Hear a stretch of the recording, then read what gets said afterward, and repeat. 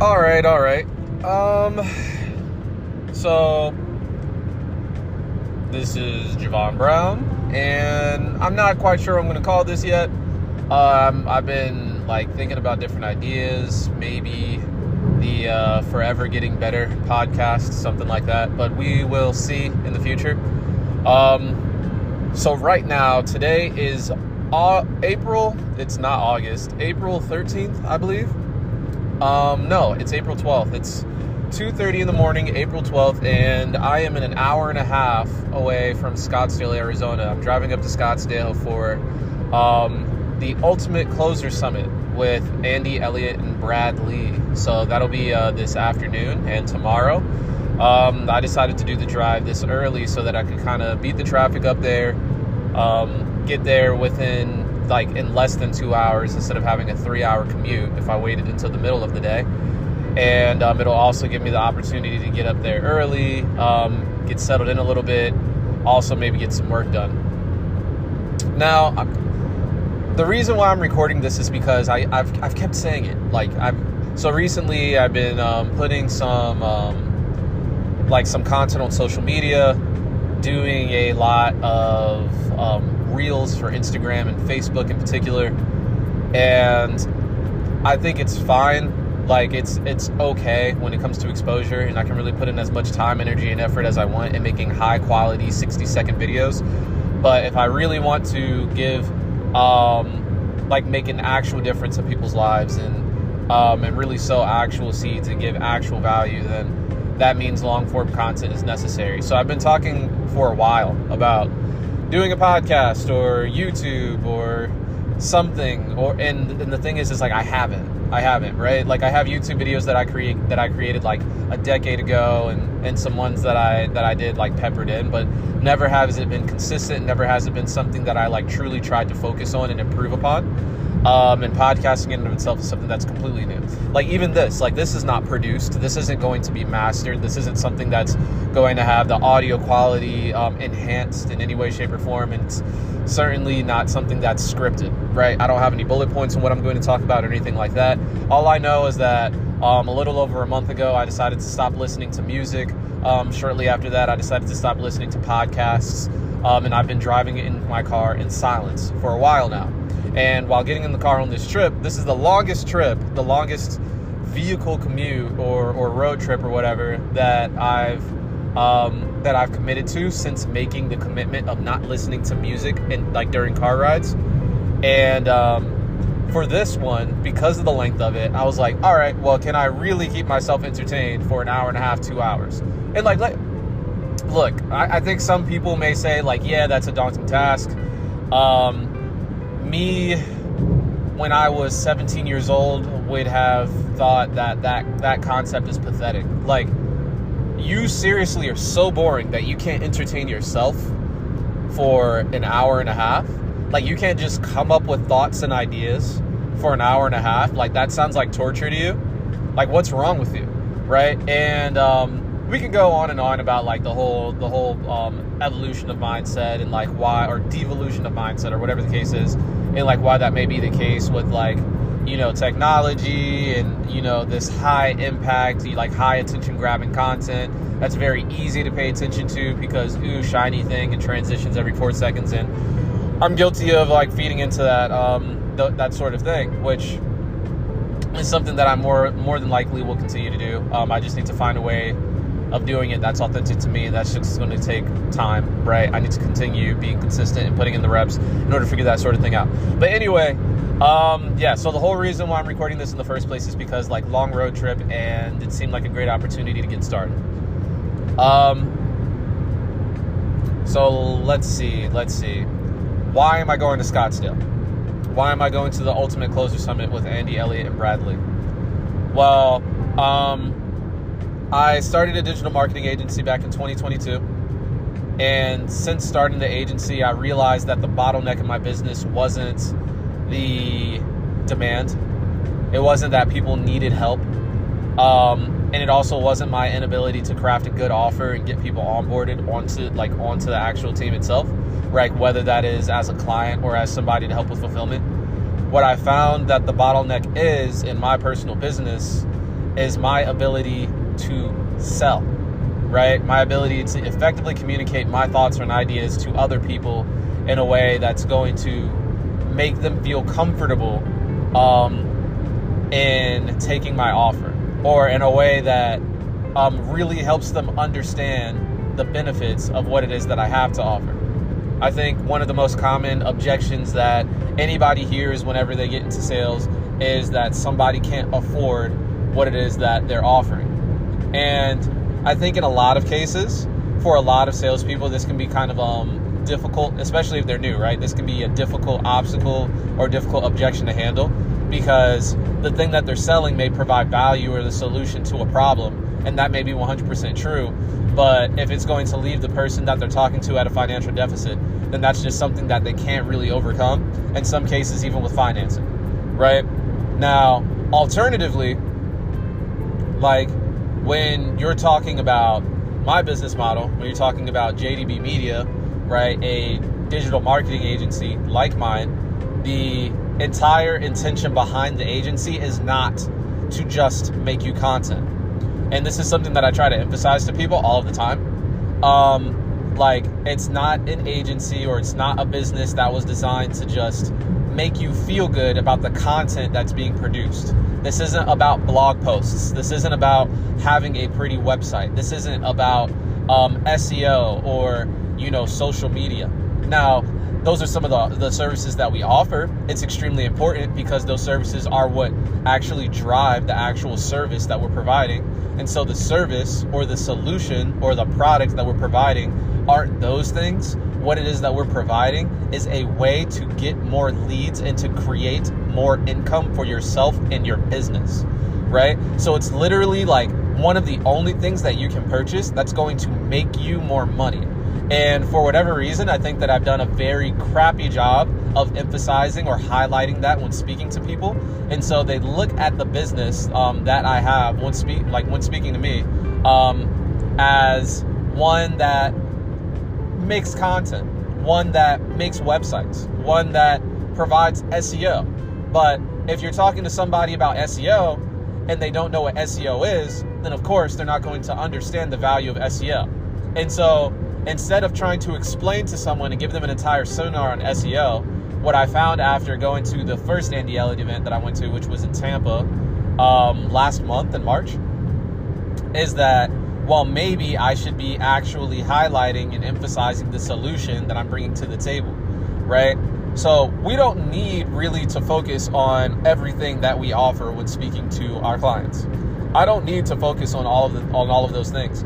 What instead I should be doing, and what I have been doing, is really listening to what the grievances are that the person that I'm speaking to has, and then explaining how what I have to offer is actually going to solve their problem. And so it's coming from a place of empathy, and not a place of, well, you have to understand what I'm doing because what I'm doing is so great, right? It's not ego driven. It's, I want to solve your problem driven. And I think that's the biggest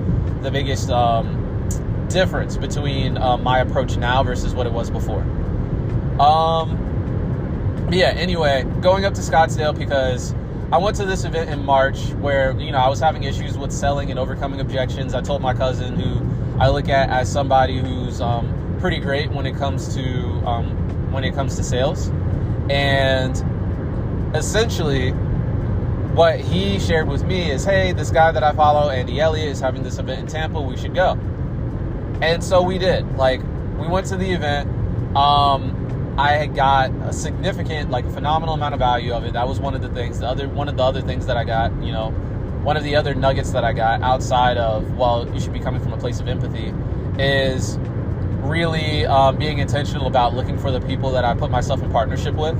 So are the people that I'm looking for advice from actually exemplifying all of the things in which I want for myself, right?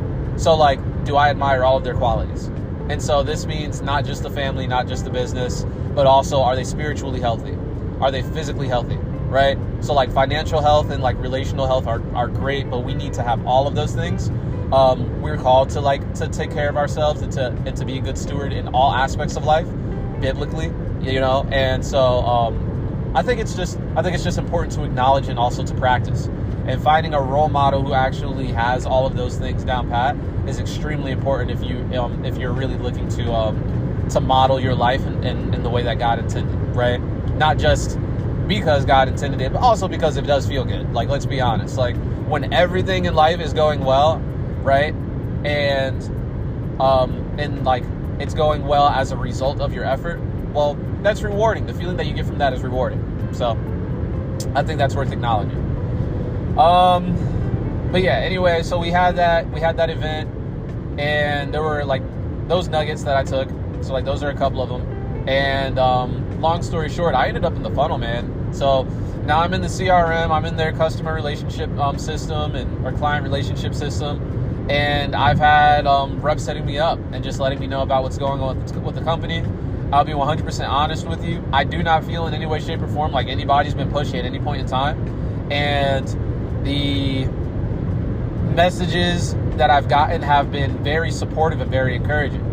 I also think that, like, while going to this event, the likelihood of me running into people who are going to be local to me, as well as international, but particularly local to me, right? Like within a 2-hour, 3-hour bubble, who have similar values, similar goals, and ultimately like a similar mindset is just very high, right? And I think the kind of people that I'm looking for are probably going to be in close relation to this group, which is part of the reason why I'm staying so close to them, to be completely honest. So, if you want to grow, the fastest way to grow is to hang out with people who are ahead of you, and that's exactly what I'm doing, right?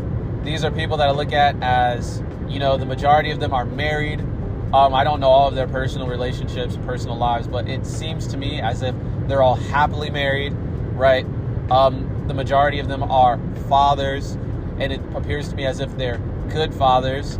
The majority of them are in shape, like in great shape, and, financially, they're all doing pretty well. And so if that's what you're seeing, right, if that's what I'm experiencing, just being an outsider looking in, like I can't attest for what these people do in 24 hours and know the entirety of their character.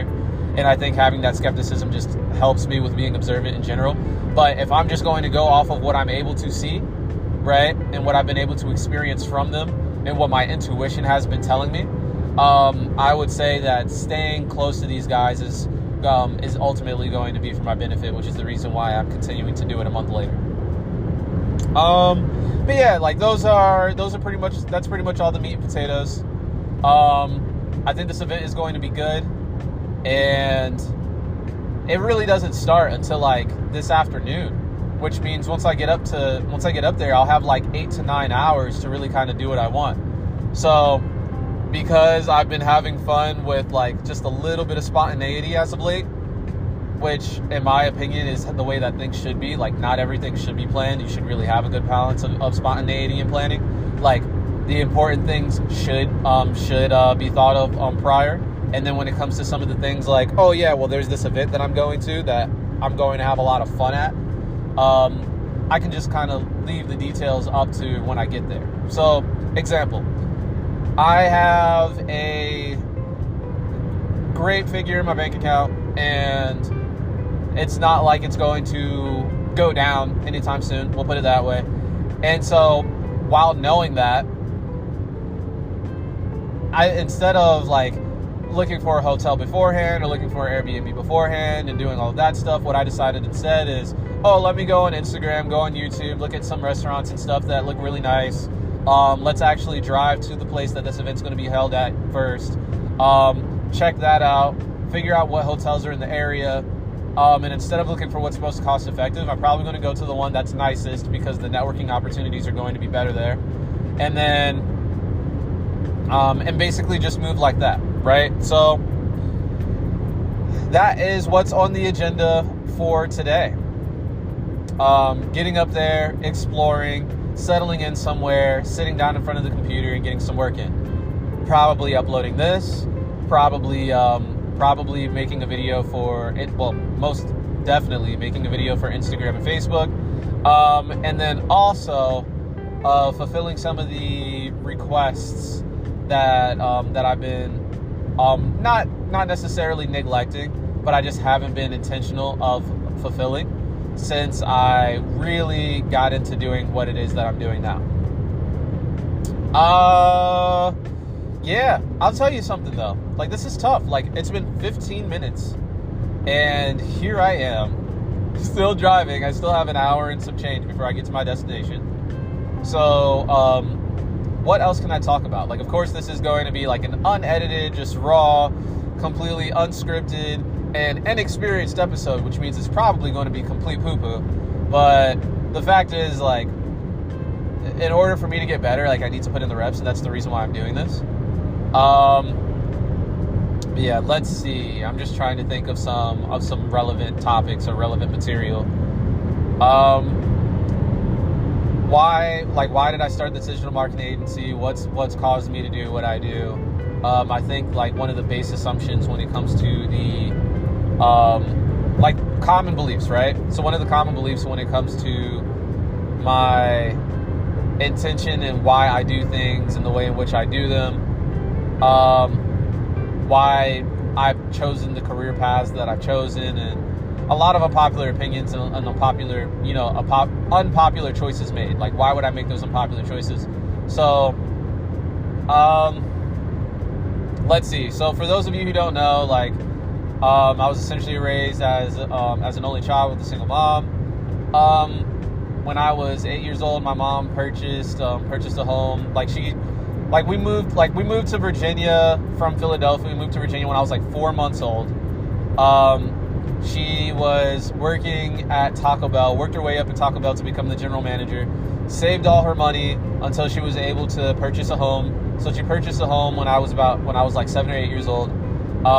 We moved into this house, and basically, like, because of that decision and her planning as soon as she did, by the time that, like, I started third grade, like, we were in a house, right? So third grade until I graduated high school, like, I had the same home growing up because of the decisions that my mom made, which included working and saving her money instead of clubbing or partying or prioritizing something else.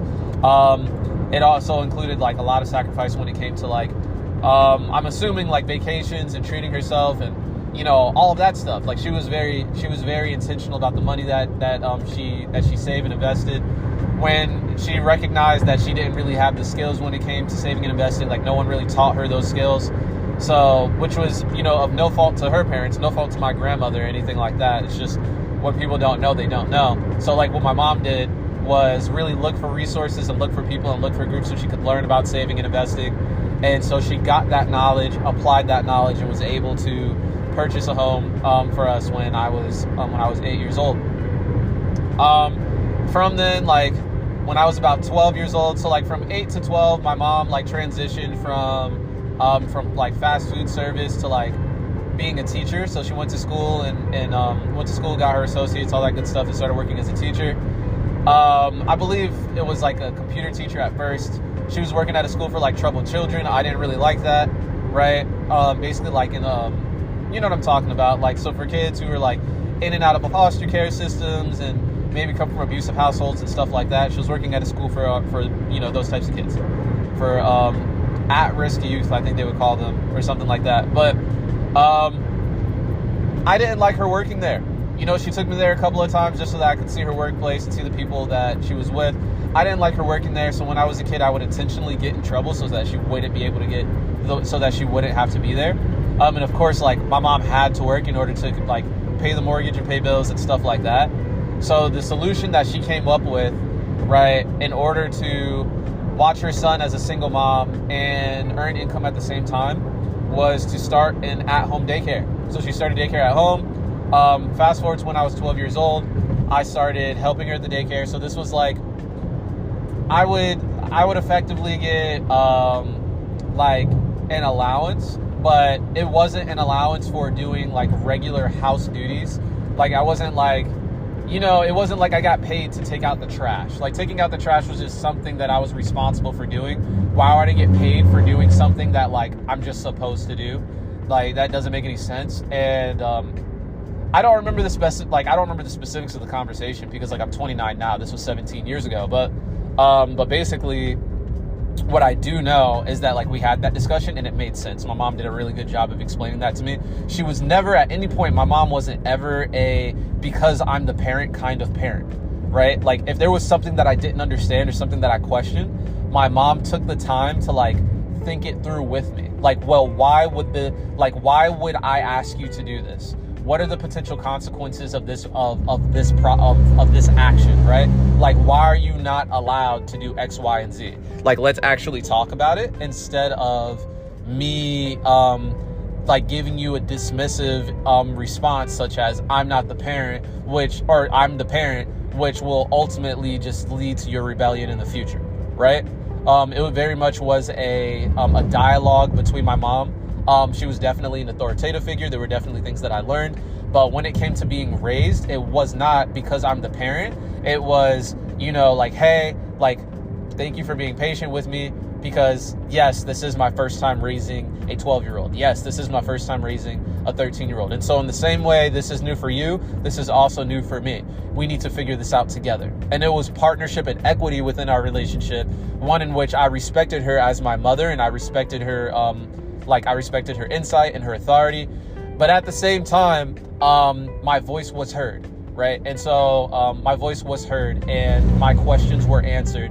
And ultimately, I think that's what gave security in the relationship on top of the structure that existed. But going on a lot of tangents, basically, when I was 12 years old, started helping with the daycare. When I was that same year, it may have been before that, but when I was 11, 12 years old, like I got a bike for my birthday. And when I got that bike, like my mom was, once again, like my mom was at home. She was doing the daycare so she could see me every day, all of that good stuff. Got a bike for my birthday. And then when I got that bike for my birthday, like basically I just wanted to like ride it around and do like hood rat stuff with my hood rat friends. You know what I mean? Go past the mailbox, hang out, do whatever. But my mom wouldn't let me do that. Like her whole explanation or reasoning was like, the world is crazy for real. And if you want to be able to go places, like I just need to be able to get in contact with you. And like, I can't see you or contact you or in any way, shape or form if you're past the mailbox. And so we brainstormed what are some solutions that we can implement so that I had a farther radius. So one of the solutions that was implemented was walkie-talkies. We did that for a little bit. It worked kind of well, but of course, like the range on walkie-talkies is still limited. So eventually we went from walkie-talkies to like the concept of a cell phone. And so that started with me initiating the conversation with, hey, Mom, I want a cell phone. All my friends have cell phones. Why don't I have a cell phone? Like, what are we doing here? And my mom's essential response is like, all right, well, if you want a phone, then like, let's actually think about that. What can you do in order to get a phone? Because like for real, like I'm not in a position to just buy you one like that. Like that's not what's about to happen. So like, what are some things that you can do in order to get this phone? And my mom sat there and she brainstormed with me. And so I would say that ultimately, like, this was my introduction into entrepreneurship. And when having this conversation with my mom, it wasn't about, it was a very early lesson that was taught, right? Which was when starting a business or trying to figure out a way to generate income, the best way and easiest way to do it isn't to create something or come up with an idea and then convince people of your idea. No. The way that you actually do it and do it successfully is listen to people and observe people and figure out what is it that people are asking for or looking for. What is it that people like regularly complain about, right? And then helping or providing the solution for that.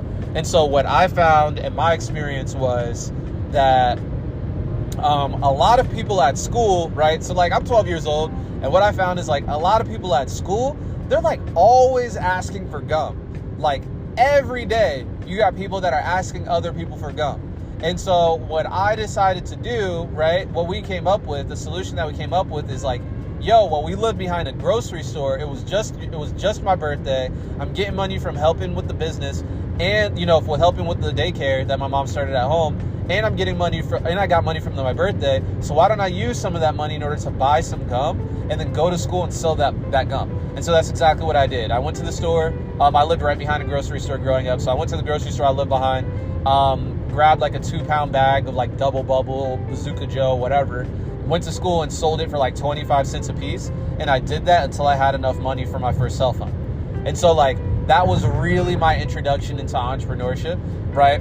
Like solve a problem that already exists. Don't create, like, it's about solving the problem that already exists, not creating a product and then trying to convince people like that the product is something that they need. So that was the first thing. So fast forward, so that was my introduction to entrepreneurship, right? And then like I did a few other things, like just growing up in order to generate more income. So fixing bikes was one thing that I did. Spray painting bikes was another thing. Fixing cars was another thing. So there were like just a few things that I ended up doing like as a kid in order to generate income. I also did have like some traditional jobs and tried some different things. One of those things was working as a sales associate for Vector Marketing, which is the marketing, like the marketing branch or marketing arm for Cutco, which is like they do like kitchen cutlery and knives. So I did that for a little bit. Most money I ever made in a week as a kid, I think there was one week I made like $1,800 like selling knives. You know what I mean? So like in terms of, man, well, sales is definitely a valuable skill to have. Like that was reinforced pretty early. That being said, like I wouldn't consider myself a salesperson. And I'm actually an introvert. Like I'm naturally an introvert. So just because you have the, you know, just because I have the skill doesn't mean it's something that I like utilizing or something that's it's certainly not effortless. We can put it that way. But yeah, basically like that was the childhood, right? Fast forward into adulthood. Did 7 years in the military. While in the Air Force, I was fixing planes. Wasn't really using too much of the entrepreneurial skill set that I had when, that I had developed when I was a kid, until I was about 20. I want to say I was 20, 21, something like that. 22. I would need to go back and math it out or whatever. But basically, somewhere in those years is when I bought my first investment property. So I was deployed in Kuwait. I had a friend, his name was Andrew. Andrew and I were talking about investments. At the time, I was really big on mutual funds and stocks in particular, long-term buy and hold strategy, right? So mutual funds and like the stocks that I like focusing on were dividend stocks. So like you purchase a stock and then like every quarter or whatever, they'll pay you a percentage based on the amount that you own. As their way of essentially saying, at least this is how I saw it, it's their way of saying thank you for investing in this stock. And so not all companies offer like a dividend when you own stocks with that company, but a lot do. And so like those are the ones that I like focusing on. And my mind in reality at this specific point in time was, man, well, when I was a kid, just so you know exactly like where this came from, like why would I go back? Like in the military, I had job security. I was doing like a high income job. Like if I were to go do it on the outside world, I would earn a ton of money. And like, so why would I take the time to focus on something else or try something else? Right. Well, outside from me not really being, the military type, like, yes, I did 7 years in the military, but I'm very much an independent thinker. And like, I'm really not much of a team player, to be honest, like not naturally. I moved to the beat of my own drum. I like making my own decisions. I'm relatively disagreeable, which doesn't mean that I like to argue. What disagreeable means in a clinical sense is that, or at least the way that I see it, is that I have the tendency to question thoughts and beliefs when they're presented to me before I accept them, right? And so like, if you give me a piece of information, whether it's your opinion or an actual fact, I am still going to want to find out for myself and do some critical thinking and some asking of questions before I fully accept the opinion or the thought that you presented to me, right? So like, that's what I mean by disagreeable, right? It's a fancy way of saying like, I'm just like, I'm not easily manipulated. I'm not easily controlled. Just because you told me to do something doesn't mean I'm going to do it. And just because you think it's a good idea doesn't mean that I do. And it doesn't mean that you're wrong. It just means that it's going to, just because you presented the idea to me, that's just the first step. The second step is that I need to process it and decide for myself whether like what you're saying is a good idea or not, right? So that's disagreeableness in a nutshell. When you start talking about people who are highly disagreeable, then yeah, you start getting into the whole argumentative side of things and essentially the manipulative side of things, which I am not. I would say that that most, if not all, leaders are relatively disagreeable. They have to be. That's how they're able to effectively lead their teams. It doesn't mean that they don't listen to their teams, but in order to like have conviction in their own thoughts and ideas and beliefs, they have to hold those at like a higher esteem, or at a higher level than the opinions or thoughts and beliefs of others. If they didn't do that, then they wouldn't be effective leaders. So, yeah, people who are agreeable, pleasant to be around, easily controlled. Probably not the best when it comes to leading. People who are disagreeable, less easy to be around, great at leading because of that quality, and that's pretty much what that is. But basically, yeah, another tangent. I'm going to keep going on a lot of tangents probably. I still got quite a bit of time in this car ride. But when it came to the military, I was just like, yeah, I need to do something different. Early on in life, I decided, outside of that, early on in life, I decided or came to the idea or belief that, well, and like, so this was like a high school thing, to be honest, like 16, 17 years old, hanging out with some friends, doing whatever. And I basically came to we started having the whole thought process of like, you know, what is the meaning of life? What's the point of being here? And I think like for us, it was very much like a teenage angst thing. I know that a lot of people experience teenage angst in a lot of different ways. That was just the flavor that I had. It manifested itself in the sense of like an existential crisis, right? So like, it was, what is the meaning of existence? And there was obviously like some religious context to this as well.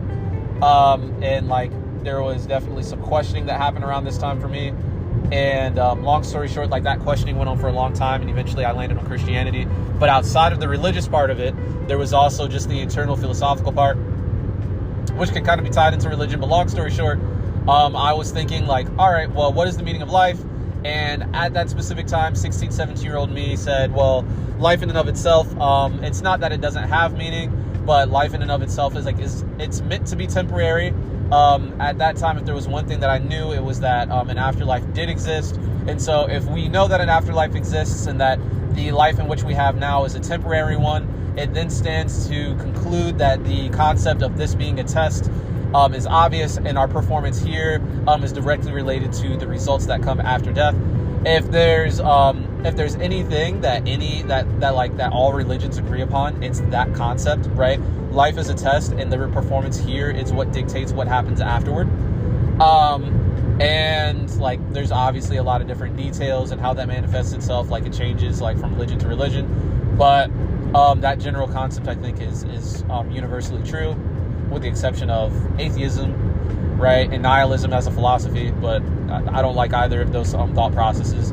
But yeah, so anyway, like, if we can stand those things, or like if we can stand to understand those things, life being a test, and the grade coming post-mortem, then we can also say that, all right, well, and the test in and of itself is one that's based on me being able to perform at what metric. And so like, that's also something that varies from religion to religion. So some religions say it's based on your personal performance, based on like what you can do best, right? So like you becoming the best version of you. And some other ones tell you to model other people, and like we can keep making all of these things or whatever. And essentially the way that I see it in particular is, all right, well, you should 100% model yourself based on like other people.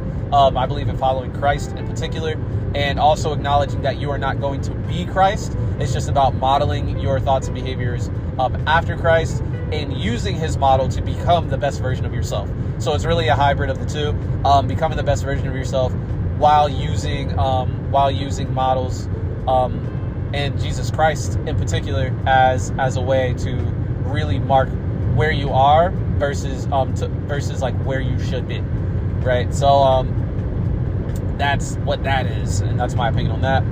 But basically, I was like, all right, well, if that's the case, I think like if I'm looking at that model and I'm really thinking about those things, then I think what's important for me to do in this form is to have the most significant impact that I'm able to have on the world as possible in the time that I'm here. So like, what does that look like? Well, there are two ways to impact the world, essentially, if we're just going to overgeneralize. And one of those ways is to impact people directly. and the other way is to change the world itself. And so to change the world itself, you still need the help of other people. Therefore, the most significant way to impact the world directly is to help other people. And then I was really thinking about this. Well, what are some of the most highest leverage things that we can do in order to impact other people? And I was thinking, well, for me, it starts with getting influence. And so one of the best ways to get influence is to first gain credibility. And to gain credibility, you have to achieve something great. And so high school me knew that I wanted to achieve something great or something that was atypical and something that was generally admirable and could not be forgotten because of how original it was, in order to eventually have that impact on people, like along the journey, and it's not like a one-time thing, like have impact on people like through the journey and at the destination, which honestly the destination isn't the achievement of a singular thing.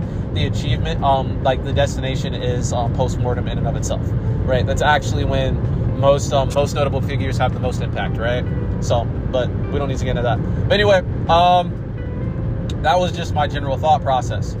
And so I knew that I needed to do something great. The next question that I had was, all right, well, what is that thing? What am I created to do? Because I'm still 16, 17 years old. I don't really know what my talent is. I don't really know what I'm good at. You know what I mean? Much less what my passion is, what my purpose is, what's going to make me feel good, which I don't necessarily believe in chasing passion. I think passion follows whatever it is that you commit to. Like you commit to something and then passion follows afterward, not the other way around. And I think that's part of the reason why a lot of people are having trouble finding purpose and meaning in life today. It's because they don't commit to anything. They just think that they're going to feel good about something first. And that's not how it works. But anyway, I came to this realization that I needed to achieve something great. And high school me thought that was becoming an astronaut. Since then, I decided I'm not going to college. Like, I'm not doing that. I'm not a college person. It's not something that I was built for the same reason that, like, I got out of the military after 7 years. Like, I was not built to just take orders from people. Like, that's not me. But when it comes to achieving something great, like, I still want to go to space. All right, well, another way that you can go to space is to effectively buy a ticket, right? Or to get a rocket ship built, which costs money. All right, well, what are some high leverage things that I can do or ways that I can generate income in order to get to that point, right? And ultimately, that's just obviously, like, while doing those high leverage things or like putting myself into those other vehicles of like income earning, right? Those other income earning vehicles, then like it'll be a byproduct and it'll just be one achievement or one accolade along the journey. And so what are some other things I can do? And like while researching, of course, that's how I came into investing. I was really looking at mutual fund and stock investing because it's like safe. And I was like, well, if I do this on a long enough time horizon, then I will have the money eventually to buy that ticket. At the time, like when I was in high school, they were estimating that a ticket to go into space was like $250,000. And I was like, yeah, I'll have that. Like if I just do this and start this now, then like I'll have $250,000 by the time I'm in my 40s or 50s. And while that works, basically like fast forward to when I was in the military and in Kuwait and talking to Andrew, right? Which, whatever, dude, this is a bad podcast. But anyway, like when I was talking to Andrew, he was telling me like, yo, investment property is a thing. And so like if you invest in property, like you can use the skill set that you already have when it comes to fixing things in order to fix the property itself and keep overhead low instead of hiring a property management company right out the gate. And then you can also get somebody who pays for all your living expenses. So that's earned income that automatically offsets like any of the things, like any of the actual earning that you're doing otherwise, or any of the expenses that you have, right? It offsets all of your expenses. And then you have the actual appreciation of the house itself, plus the tax benefits that come with having investment property as a business. And I was like, man, that's a great idea. So I bought a duplex, started renting it out, did all of that. And so like that was really like my first real taste as entrepreneurship as an adult. And I got into a few other things like while I was an adult. But basically, long story short, did my 7 years in the military, got out, had a little bit of a hiatus. And then like after that hiatus, I started helping a buddy of mine with his IT and cybersecurity company. While working for that IT and cybersecurity company, I started doing the marketing for it.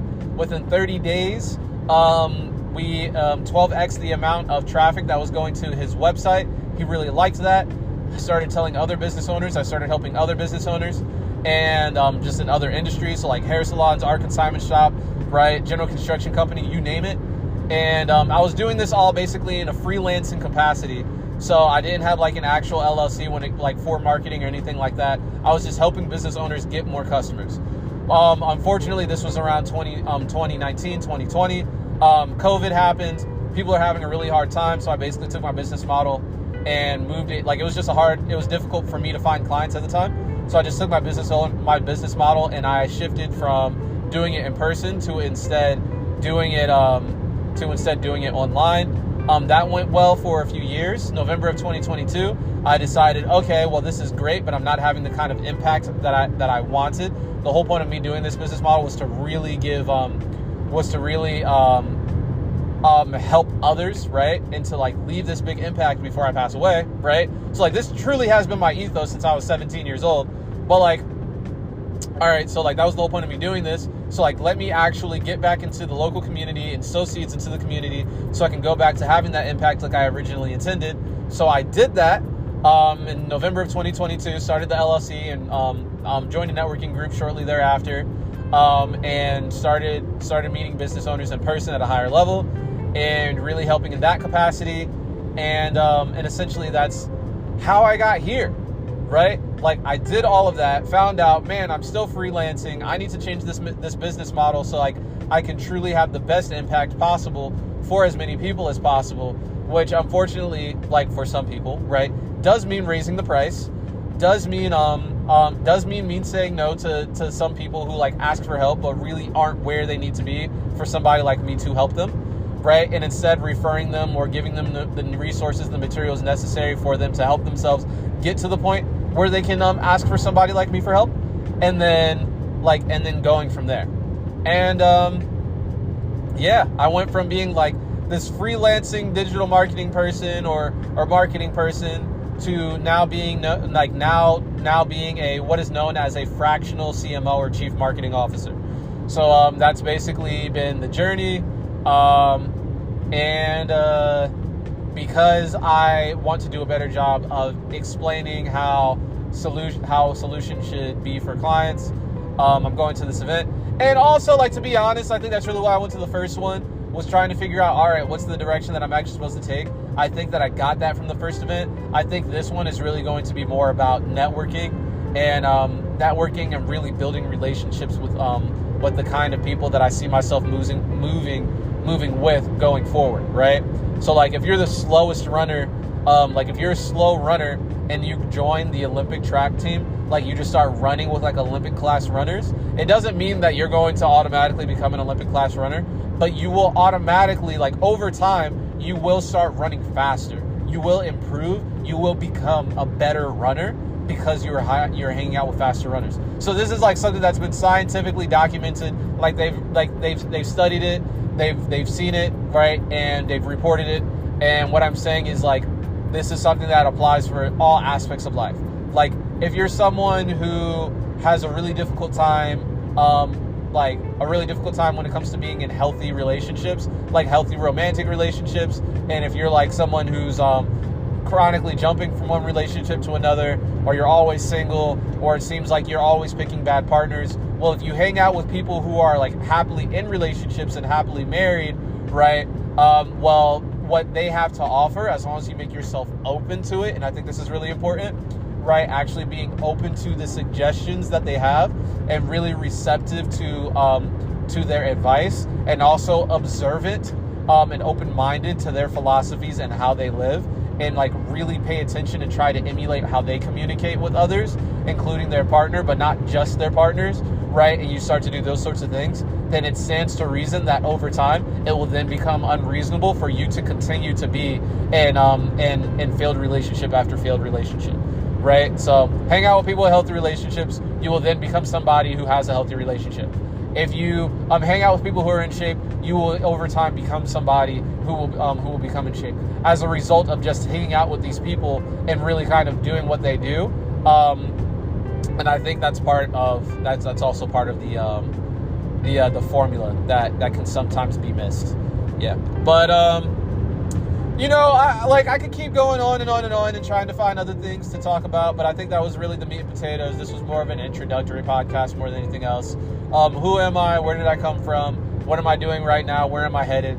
How did I get here? I think I pretty much covered all of those topics. And I also talked about my mom. Didn't talk about my dad, who I also admire and who also had a part to play in raising me and helping me get to where I am now. He's also somebody who is an entrepreneur. Started a tutoring business when I was young, and now he has a travel agency.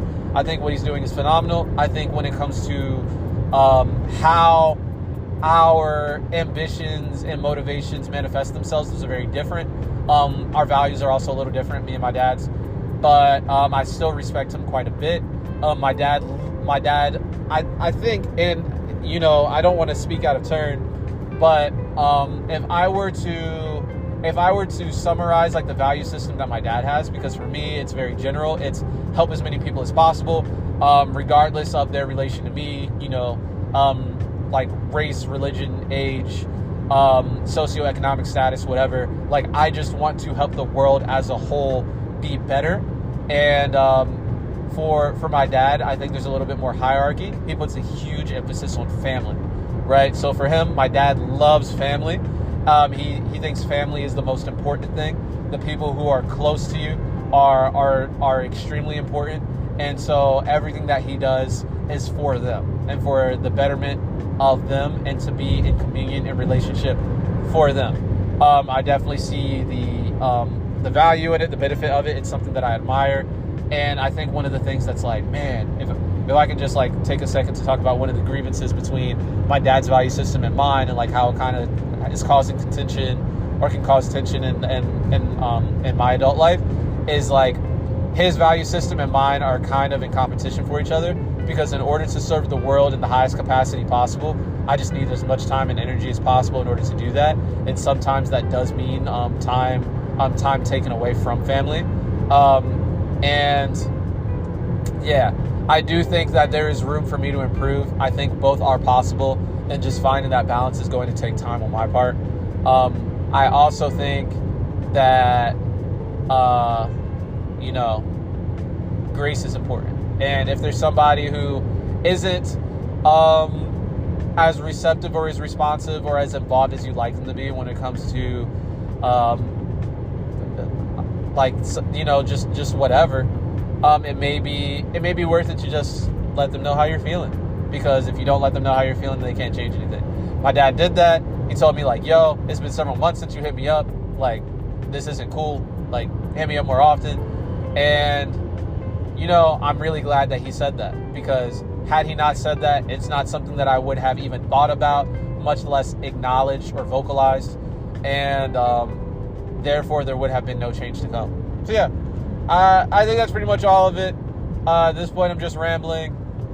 The sun is kind of coming up. It's getting a little bit lighter. It's 3:30, which means I've been talking it's been 48 minutes according to this thing, but if we're going to include the time that I was sitting in the car thinking quietly before I started talking, it's been about an hour, and I believe I have I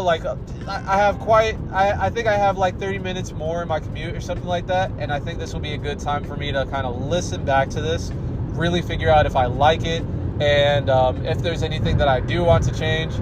Probably not, and then ultimately upload this as the first episode if that's the case. So yeah, this is Javon Brown with the Forever Getting Better podcast, which is a prospective name. It is subject to change at whatever point.